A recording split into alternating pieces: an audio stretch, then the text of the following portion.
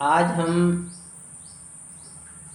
प्रतिरक्षा तंत्र की चर्चा करेंगे कि हमारे शरीर का ये प्रतिरक्षा तंत्र क्या चीज़ है, ये कैसे बना होता है, इसका क्या कार्य है और प्रतिरक्षा तंत्र को मजबूत करने के लिए स्ट्रेंथन करने की क्या उपाय हैं, प्राकृतिक और होम्योपैथिक दवाओं का क्या योगदान है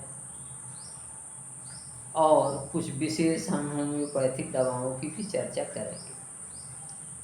जिस प्रकार से किसी देश की सेना किसी देश की रक्षा करती है, उसी प्रकार से यह हमारा प्रतिरक्षा तंत्र है जो हमारे शरीर की रक्षा करता है, विभिन्न रोगों से हमारी रक्षा करता है। ये प्रतिरक्षा तंत्र हमारे शरीर का आवश्यक अंग है। बच्चों में प्रतिरक्षा तंत्र शुरू में विकसित नहीं होता है, बाद में धीरे धीरे प्रतिरक्षा तंत्र विकसित हो जाता है। यहाँ एक उदाहरण दे करके हम इसको स्पष्ट करना चाहेंगे कि प्रतिरक्षा तंत्र का महत्व क्या है। आप सभी ने एड्स का नाम सुना होगा। इस वायरस के कारण हमारी शरीर का प्रतिरक्षा तंत्र ध्वस्त हो जाता है, खराब हो जाता है, जिसके कारण किसी भी रोग से हम मर सकते हैं। ये एक वायरल डिजीज है। तो प्रतिरक्षा तंत्र कमजोर होने से बाहर के शत्रु अर्थात एंटीजन, विष, रोग, रोगाणु हमारे ऊपर आसानी से हमला कर देते हैं। और जब हमारा प्रतिरक्षा तंत्र मजबूत होता है तो हम निरापद रूप से अपना कार्य कर सकते हैं। जैसे हमारे देश की सेना मजबूत होगी तो हमारे ऊपर आक्रमण की संभावनाएं कम होंगी और हम अपना अपना काम, सभी देशवासी अपना अपना काम करेंगे। लेकिन अगर सेना कमज़ोर हो जाए तब हमला होने लगेगा, हमको भागकर अपनी जान बचानी पड़ेगी। ठीक इसी तरीके से इस प्रतिरक्षा तंत्र की स्थिति है। प्रतिरक्षा तंत्र मजबूत होने से हम आरामदायक और बढ़िया जीवन जी सकते हैं। ये प्रतिरक्षा तंत्र जो है, इसमें कुछ अंग, कोशिकाएं और प्रोटीन का एक जाल होता है और इसमें रक्त की श्वेत रक्त कणिकाओं का विशेष महत्व होता है। कभी कभी आपने देखा होगा कि लोग कहते हैं किसी को इस्नोफीलिया हो गया है। इस्नोफीलिया का मतलब होता है इसमें रक्त के श्वेत कणों की संख्या बढ़ जाती है, जिसके कारण ये श्वेत कण अधिक संख्या में होने का शरीर को ही क्षतिग्रस्त करने लगते हैं और हमें सर्दी जुकाम जैसी चीज़ें आसानी से हो जाती हैं। तो इस प्रकार से ये जो कोशिकाएं हैं, ये लिम्फोसाइट्स हैं, ये किसी एंटीजन के अंदर जाने पर, शरीर में प्रवेश करने पर उसका भक्षण भी कर जाती हैं, उसे खा करके भी समाप्त कर दी जाती हैं। ऐसी श्वेत कोशिकाओं को लिम्फोसाइट्स कहा जाता है। अब हम ये देखेंगे कि ये प्रतिरक्षा तंत्र जो है, इसको अक्षुण्ण रखने के लिए, इसको मजबूत रखने के लिए हम क्या उपाय कर सकते हैं। तो पहली बात यह है कि जो अनुशंसित वैक्सीन हैं उन्हें हमें लगवाना चाहिए, उन्हें हमें लेना चाहिए। दूसरे नंबर पर हमें स्वस्थ आहार लेना चाहिए। तीसरे नंबर पर हमें नियमित व्यायाम करना चाहिए और इसके साथ ही साथ हमें बढ़िया नींद, भरपूर नींद लेना चाहिए और तनाव से मुक्त रहना चाहिए। तो इस तरीके से हम ये कुछ उपाय करके, स्वस्थ जीवन शैली अपना करके अपने शरीर की प्रतिरोधक क्षमता बढ़ा सकते हैं, जिससे हम कम बीमार पड़ेंगे। आप देखते होंगे कि समाज में, संसार में बहुत से ऐसे लोग हैं जो जल्दी बीमार नहीं पड़ते हैं। इसका मतलब है कि उनके शरीर की प्रतिरोधक क्षमता अच्छी है, और जिन लोगों के शरीर की प्रतिरोधक क्षमता खराब होती है वे बार बार बीमार पड़ते हैं। अब हम यहाँ चर्चा करेंगे कि होम्योपैथिक दवाओं का या होम्योपैथिक चिकित्सा का और प्रतिरक्षा तंत्र का क्या संबंध है, तो यहाँ यह कहना होगा कि आप जानते हैं कि होम्योपैथिक दवाएं लक्षणों के आधार पर काम करती हैं। ये विशिष्टीकृत होती हैं, ये पर्सनलाइज्ड होती हैं,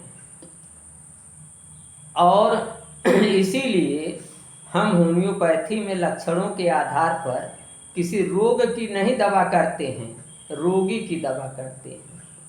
हमने अपने प्रैक्टिस काल में यह पाया कि जब कोई रोगी आता है और उसकी दवा होम्योपैथिक दवा सिलेक्ट हो जाती है, तो वह दवा उसके रोग को ही नहीं ठीक करती है बल्कि उसके स्वास्थ्य को भी ठीक कर देती है। उसका सामान्य स्वास्थ्य भी ठीक हो जाता है, उसके बार बार बीमार पड़ने की संभावना कम हो जाती है, उसकी प्रतिरोधक क्षमता बढ़ जाती है, उसकी डिफेंस सिस्टम मजबूत हो जाता है, प्रतिरक्षा तंत्र मजबूत हो जाता है। ऐसा इसलिए होता है कि जैसे मान लीजिए कि एक भूमि है, तो उसकी जब आप जांच करवाते हैं तो अलग अलग भूमि में अलग अलग तत्वों की कमी होती है और उसी अनुसार हम खाद डालते हैं। तो ऐसे ये शरीर है, ऐसा नहीं कि सारे लोगों की जिनका प्रतिरक्षा तंत्र कमज़ोर है उनके लिए कोई एक होम्योपैथिक दवा होगी। ये पर्सनलाइज्ड होता है, प्रतिरक्षा तंत्र सबका अलग अलग पर्सनलाइज्ड होता है और इसमें त्रुटियां अलग अलग होती हैं, लक्षण अलग अलग होते हैं। उन्हीं लक्षणों पर अलग अलग लोगों के प्रतिरक्षा तंत्र को मजबूत करने के लिए अलग अलग औषधियाँ होती हैं। यहाँ एक औषधियों की सूची तैयार कर देना कि ये बूस्टर हैं, ये होम्योपैथिक औषधियाँ जो है प्रतिरक्षा तंत्र को मजबूत करने के लिए, इम्यूनिटी बूस्ट करने के लिए यह है, तो ऐसा बेईमानी होगा, क्योंकि होम्योपैथी जो है वो लक्षणों के आधार पर काम करती है। हम लक्षणों के साथ यहाँ 2-4 होम्योपैथिक औषधियों को दे रहे हैं, बता रहे हैं। जैसे आप देखेंगे जलसीमियम है।